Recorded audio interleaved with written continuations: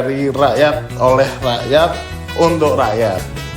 Budgeting, kemudian legislasi dan controlling pengawasan. Menyisihkan anggaran untuk pemilu kada maupun pemilu serentak. Salah pilih legislatif lebih 5 tahun. Karena itu mudah-mudahan para pemirsa jangan salah pilih. Satu toblosan panjenengan menentukan pembangunan Kota Semarang 5 tahun ke depan.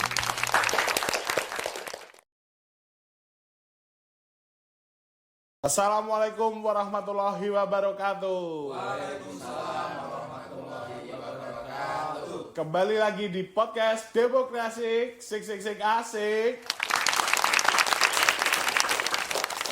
Semoga pemirsa yang ada di rumah diberikan kesehatan oleh Allah Subhanahu wa taala. Amin. Pada demokrasi kali ini kita kedatangan tamu sangat spesial ini. Beliau adalah Ketua dan Wakil Ketua DPRD Kabupaten Semarang. Bapak Bondan Marutohning, Bapak Zainuddin, Bapak Umar Sujadi, dan Bapak Suyadi. Kita akan berbincang-bincang tentang mengawal demokrasi dari rakyat, oleh rakyat, dan untuk rakyat. Oke, silahkan disapa dulu pemirsa yang ada di rumah menonton acara ini, Bapak-Bapak. Selamat siang. Selamat siang semuanya. Terima kasih Bapak-Bapak yang sudah berkenan hadir dalam podcast Demokrasi KPU Kabupaten Semarang ini di tengah kesibukan yang luar biasa mestinya. Sebelumnya kita bincang-bincang asik nih meskipun sudah banyak yang kenal ya. Silahkan Bapak-Bapak perkenalkan terlebih dahulu. Monggo dari Bapak Bondan. Saya Bondan Marutohning, kebetulan jadi Ketua DPRD, saya dari fraksi PDI Perjuangan. Saya Zainuddin, Wakil Ketua Dewan. Saya dari Partai Persatuan Pembangunan Kabupaten Semarang. Saya Umar Sujadi, Wakil Ketua DPRD Kabupaten Semarang dari Partai PKB. Dan saya sendiri nama Suyadi, jabatan Wakil Ketua DPRD Kabupaten Semarang, dan kebetulan saya juga menjabat sebagai Ketua DPD Partai Nasdem Kabupaten Semarang. Oke, terima kasih Bapak-Bapak. Untuk selanjutnya ini saya mau tanya, pemilu dan pilkada serentak kan sudah selesai ya Pak ya. Alhamdulillah di Kabupaten Semarang itu berjalan dengan baik dan lancar. Menurut Bapak-Bapak sebagai ketua dan wakil anggota DPRD Kabupaten Semarang, bagaimana pelaksanaan pemilu kada kemarin Pak? Monggo dijelaskan. Kalau pemilu kemarin sama pilkada itu 2024 kemarin secara umum sih berjalan sukses, lancar di Kabupaten Semarang ya. Hanya dinamikanya memang berbeda dengan pemilu-pemilu yang lain dan cukup dinamis sehingga pengalaman yang lalu ada hal-hal baru di pemilu 2024 ini dibanding dengan pemilu-pemilu sebelumnya. Ya, kalau menurut saya itu pilkada Kabupaten Semarang, pemilu kada kemarin, mungkin saya melihatnya pemilu kada yang sangat kondusif ya, karena di Kabupaten Semarang ini incumbent didukung hampir mayoritas dari semua fraksi, hanya satu fraksi saja dari kami kebetulan yang menjadi kompetitornya, sehingga pemilihan kepala daerah Kabupaten Semarang kemarin bisa dibilang kurang begitu seimbang, tapi pada dasarnya situasinya sangat kondusif dan sesuai dengan rencana, dan KPU luar biasa dalam menyelenggarakan, semuanya berjalan dengan baik. Oke, terima kasih. Untuk Bapak, monggo. Ya, menurut hemat kami, baik pemilu kada ataupun legislatif, untuk yang tahun kemarin sudah relatif bagus. Baru terjadi mungkin sistem yang luar biasa yang kami rasakan bersama, tapi alhamdulillah Kabupaten Semarang tetap kondusif dan bisa kita rasakan hasilnya sampai saat ini.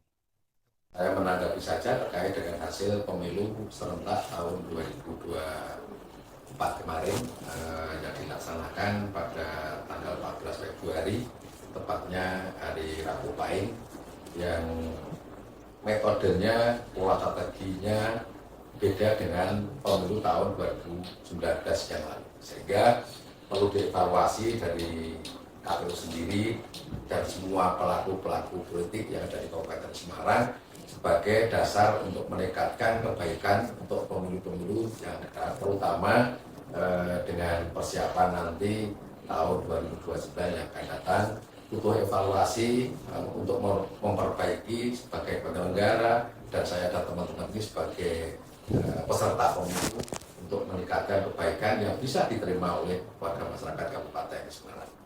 Oke, luar biasa sekali ini jawabannya. Dan saya mau tanya nih Pak, sebenarnya apa saja tugas pokok dan fungsi lembaga DPRD dalam pelaksanaan pemilu atau pilkada di Kabupaten Semarang? Monggo Pak Bondan. Kalau berkaitan dengan pemilu, tugas pokok fungsi kita yang kita lakukan di situ adalah yang pertama budgeting tentunya. Kita di pemilu kada itu yang kabupaten kita harus menganggarkan pelaksanaan proses sampai dengan pelaksanaan pilkada. Kemudian kita juga mengawasi atas pemanfaatan dari anggaran tersebut itu bisa berjalan efektif, efisien maupun akuntabilitasnya kita juga harus ikuti. Di samping itu kita jadi peserta pemilu juga. Nah ini yang agak memang menyulitkan di situ. Mungkin teman-teman yang lain bisa nambahi. Ya, sama bagi kami ya, kalau di fungsi kami di DPRD terkait dengan pemilu serentak maupun pemilu legislatif atau pemilu kada, seperti yang sampaikan Pak Ketua tadi bahwa di fungsi anggaran kami memberikan menyetujui pos anggaran secara sesuai dengan kebutuhan yang diajukan oleh KPU. Hal-hal yang terjadi di lapangan terkait dengan dinamika pemilu dan pemilu kada, tentunya pengawasan menjadi ranahnya panitia penyelenggara, baik itu Bawaslu dan teman-teman yang lain. Justru kami ini bagian dari yang diawasi, sehingga fungsi kami lebih pada fungsi budgeting atau penganggaran sekaligus pengawasan penggunaannya dari lembaga atau panitia penyelenggara baik itu KPU maupun Bawaslu. Ini sama dengan teman-teman, kita punya dua fungsi pokok saat itu sebagai budgeting dan controlling dan juga pelaksana budget. Dan yang terakhir juga mungkin kita juga paling enggak juga sedikit paling enggak sebagai controlling juga. Terkait dengan setelah tadi disampaikan beberapa tahapan mulai perencanaan, penganggaran sampai pelaksanaan. Nah tugas yang paling penting setelah dilantiknya Pilkada Kabupaten Semarang untuk kita mengawal terutama visi misi Bupati dan Wakil Bupati waktu itu, kita sebagai mitra kerja Bupati yang paling penting adalah menyelesaikan program dan progres visi misi waktu dia kampanye mencalonkan diri sebagai Bupati dan Wakil Bupati Kabupaten Semarang. Oke, dari penjelasan Bapak, sinergitas memang sangat penting ya Pak ya, menjadi kunci kesuksesan penyelenggara pemilu dan pilkada. Baik, untuk selanjutnya kita masih ada PR nih Bapak, terkait partisipasi. Ada hasil yang berbeda antara pemilu dan pilkada. Pemilu kita menyentuh 90% untuk partisipasinya, dan pilkada kita menyentuh 75%. Menurut Bapak nih, gimana agar partisipasi dalam pelaksanaan pilkada bisa seperti pemilu? Monggo, Pak Yadi dulu. Monggo. Oke, terima kasih. Ini yang sangat menarik terkait dengan yang disampaikan tadi, perbedaan antara pemilu dengan pilkada. Itu jelas kita punya rumus bahwa kalau pemilu itu kenapa lebih banyak warga masyarakat yang sudah masuk dalam DPT, daftar pemilih tetap, itu lebih banyak dibanding dengan pilkada. Satu unsur yaitu karena kalau pemilu itu banyak kader, relawan, semacam perekrutan dari beberapa caleg yang ada di Kabupaten Semarang sebanyak 50 caleg. yang ada ikut kompetisi di pemilu. Sedangkan kalau pilkada mungkin apa yang menjadi progres pertama yaitu penetapan koalisi partai dulu. Nah, sehingga mungkin kurang jalannya sosialisasi yang ada di tingkat masyarakat, di tingkat bawah, terutama pemilih pemula. Nah, sehingga perlu kita sadari bahwa antara perbedaan antara pemilu dengan pilkada yaitu sistem perekrutan kader sampai di tingkat bawah. Mungkin itu. Sebagai tambahan dari yang sampaikan Pak Adi tadi kan penyebabnya mengapa terjadi kesenjangan antara pemilu kada sama legislatif. Karena itu perlu adanya sosialisasi yang jauh lebih dari hari-hari ini, termasuk memerankan fungsi dari KPU sendiri, sinergisikan dengan Bawaslu untuk jauh-jauh hari perlu adanya sosialisasi ke masyarakat, baik itu kepada pemilih pemula ataupun pemilih orang-orang tua, yang itu perlu kita dekati, perlu kita sampaikan sosialisasi sehingga ke depan insya Allah tidak akan ada jenjang terlalu lebar seperti itu, jauh. Terima kasih. Ada tambahan? Kalau saya berpandangan terkait dengan partisipasi publik, pemilu dan pilkada itu jauh lebih banyak pemilunya, itu jelas. Faktornya menurut saya ya, faktornya budaya masyarakat kita yang sampai dengan saat ini masih pragmatis. Nah, di pemilu legislatif ini kan tadi sampaikan Pak Yadi ya, calonnya, pemainnya banyak sekali, kadernya banyak sekali, tersebar hampir di seluruh lingkungan di RT semua ada, dan semua bergerak dengan segala peralatannya atau mesin tempurnya. Sedangkan pilkada khususnya di Kabupaten Semarang, pilkada 2024 ya kemarin ya, ini agak jauh berbeda dengan pilkada yang sebelumnya karena situasinya kondusif, dan saya melihat di tengah-tengah masyarakat memang tidak ada praktek money politik, tapi itu pada dasarnya dengan pilkada yang tidak ada money politik tapi kehadirannya 70%, bagi saya Kabupaten Semarang luar biasa. Ya, sepakat dengan yang Bapak-bapak ketiga tadi, bahwa memang karena di pemilu legislatif itu kompetitornya banyak. Dari satu partai sudah ada berpuluh-puluh caleg. Kemudian ada beberapa partai yang mengikuti kompetisi itu, sehingga tingkat kompetisinya sangat tinggi. Mobilitas pemilih untuk diminta berangkat ke TPS untuk melakukan pemungutan suara itu pasti dilakukan sangat gencar. Nah, kemudian hubungan emosional antara calon legislatif dengan pemilihnya itu dekat. Berbeda dengan pilkada, baik gubernur maupun bupati, itu hubungan emosionalnya dengan pemilih agak ada jarak ini. Terus kemudian juga berbeda mobilisasi pemilihnya untuk mengikuti pemungutan suara, berbeda dengan yang di pileg, lebih masif yang di pileg, sehingga menjadi partisipasinya turun dibanding dengan pemilu legislatif. Tapi itu semua menjadi pekerjaan kita bersama dan tidak bisa menjadi salah satu tanggung jawab saja. Jadi masyarakat, KPU, pemerintah juga harus berupaya untuk meningkatkan tingkat partisipasi masyarakat di dalam pemilu maupun pemilu kada. Oke, baik. Berarti betul sekali ya Pak, memang kita harus bersama-sama, baik Forkombinda, KPU, Bawaslu, peserta pemilu, mendorong agar masyarakat bisa memberikan hak suaranya dengan baik dan benar. Oke, selanjutnya nih kita masuk ke tema ya Pak, agar masyarakat sebagai pemilih mengerti ini Pak. Sebenarnya lembaga DPR di Kabupaten Semarang, tugas dan fungsinya itu apa ya Pak ya? Monggo Pak Ketua. Ya, kalau tugas fungsi pokok kita yang utama itu ada 3.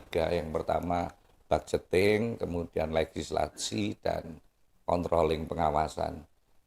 Budgeting itu bersama dengan pemerintah daerah menetapkan APBD kabupaten.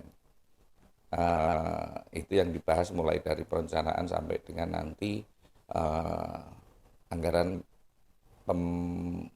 belanja dan APBD, anggaran pendapatan dan belanja daerah. Kemudian legislasi itu kita membuat perda bersama-sama dengan eksekutif maupun perda itu inisiatif dari DPRD.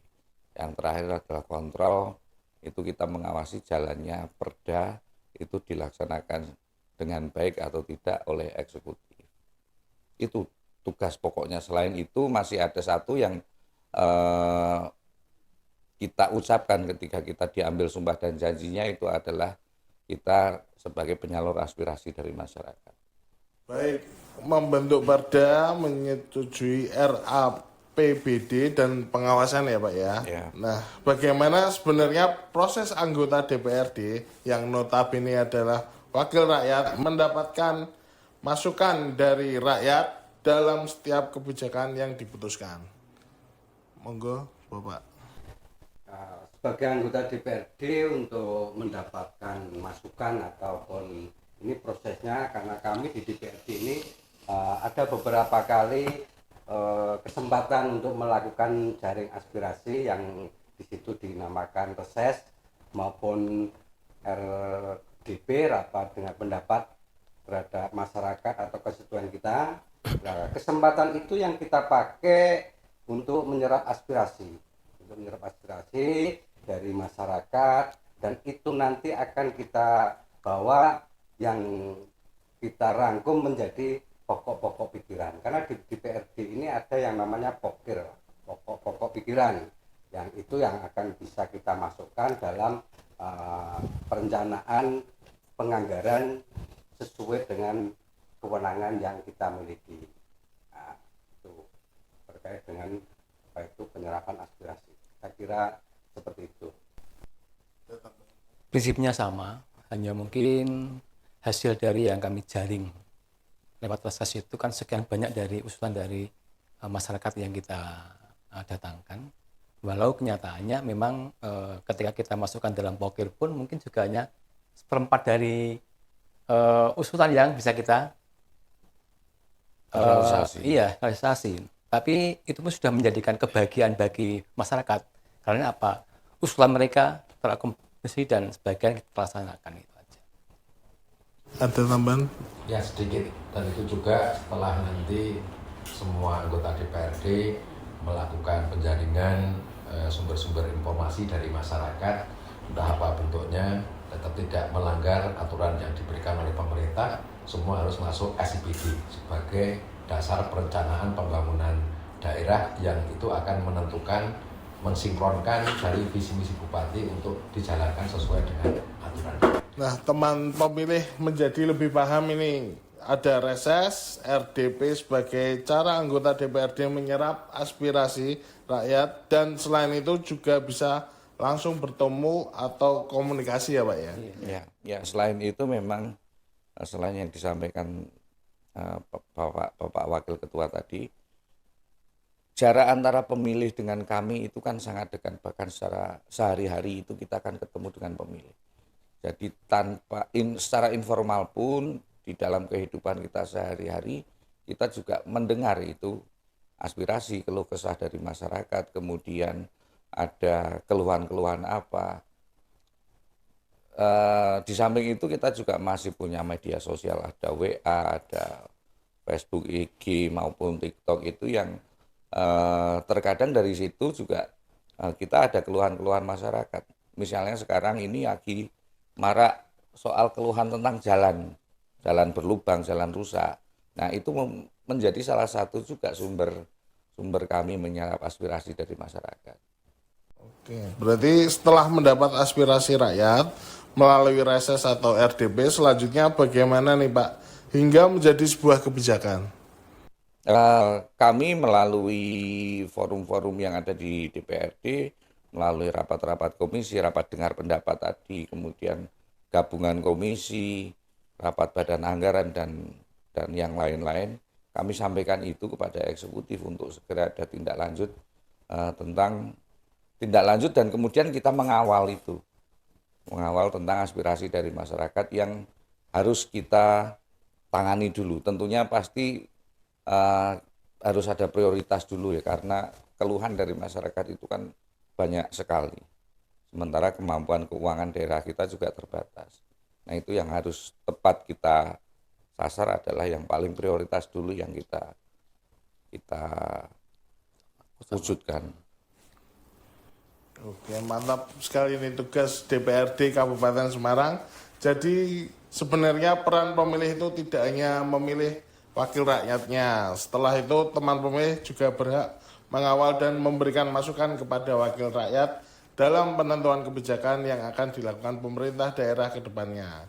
Nah ini yang dinamakan dari rakyat oleh rakyat untuk rakyat. Selanjutnya ini Bapak-Bapak, meskipun pelaksanaan pemilu atau pilkada masih 4 tahun lagi, apakah ada kebijakan-kebijakan tertentu untuk mempersiapkan pelaksanaan pemilu atau pilkada tersebut? Ya tentu kita persiapan itu tidak terlepas dengan biaya pelaksanaan pemilu maupun biaya pengawasan pemilu. Sehingga mestinya yang harus kita persiapan adalah kesiapan pencadangan anggaran kita untuk pelaksanaan pemilu baik di 2029 atau nanti di 2031.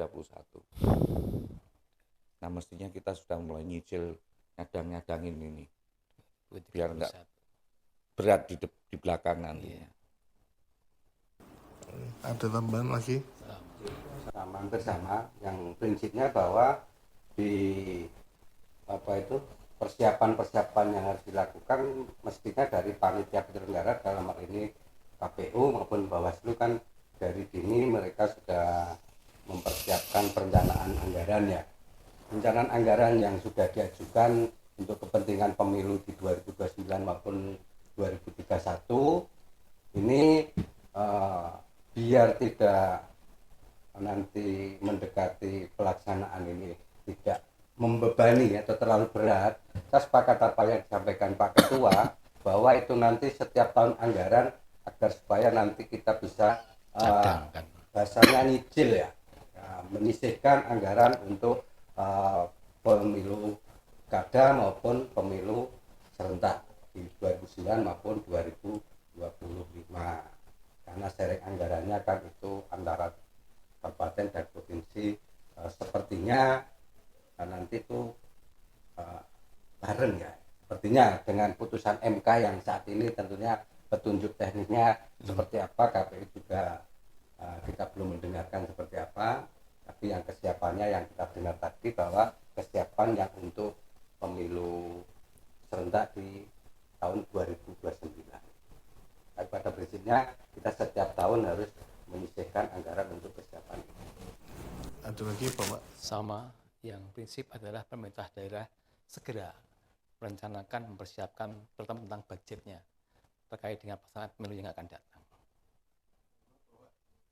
Ini menarik setelah tadi yang dibicarakan dari senior-senior saya terkait dengan perencanaan penganggaran sebagai panitia penyelenggara pemilu.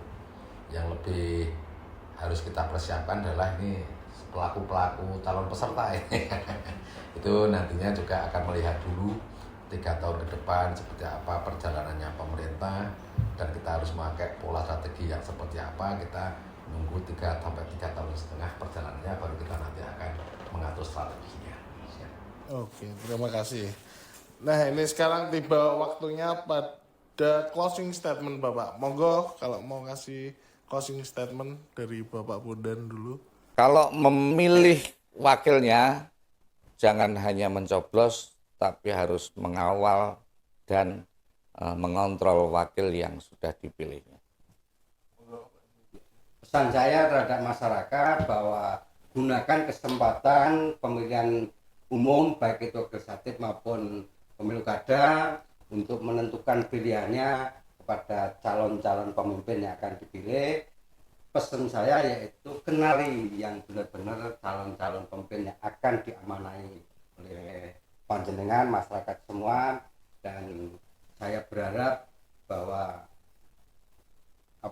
pilihan yang tepat yang Anda berikan kepada calon-calon pemimpin atau calon-calon wakil panjenengan tentunya tidak hanya berdasarkan NPWP, tapi benar-benar jadilah calon pemimpin yang cerdas. Terima kasih. Nggih. Salah pilih tukang sayur rugi sehari. Salah pilih tukang cukur rugi 1 bulan. Salah pilih teman tidur rugi selamanya. Salah pilih legislatif rugi 5 tahun. Karena itu mudah-mudahan para pemirsa jangan salah pilih. Pilih sesuai dengan hati nurani dan juga sesuai dengan melihat kemampuan yang akan kita pilih. Terutama bagi warga masyarakat Kabupaten Semarang yang kemarin tahun 2024 telah menggunakan hak pilihnya, terutama di pemilihan umum atau pemilihan legislatif. Saya mohon dengan sangat dan hormat, marilah apa yang disampaikan beberapa senior tadi yang sudah baik, yang sudah kita pilih, jangan lupa kita memberi kritik, saran, masukan untuk membangun perjalanannya yang dipilih selama 4 tahun ke depan, karena kita sudah menjalani 1 tahun kurang 1 bulan, tepatnya pada tanggal 13 Agustus kita jatuh pada 1 tahun kita pengabdian. Masih banyak waktu ke depan untuk mengoreksi, evaluasi dengan semua kinerja-kinerja legislatif yang kurang baik supaya bisa menjadi lebih baik untuk warga masyarakat Kabupaten Semarang. Terima kasih. Oke, terima kasih Bapak-Bapak. Biasanya di podcast Demokrasi ini ditutup dengan kata-kata nih. Saya boleh minta kata-katanya ya Pak? Kata-kata hari ini Bapak. Jadilah pemilih yang cerdas, jangan memilih kucing di dalam karung. Satu toblosan panjenengan menentukan pembangunan Kabupaten Semarang 5 tahun ke depan. Oke, demikian podcast Demokrasi ini. Jika ada salah kata mohon dimaafkan. Wassalamualaikum Waalaikumsalam warahmatullahi wabarakatuh.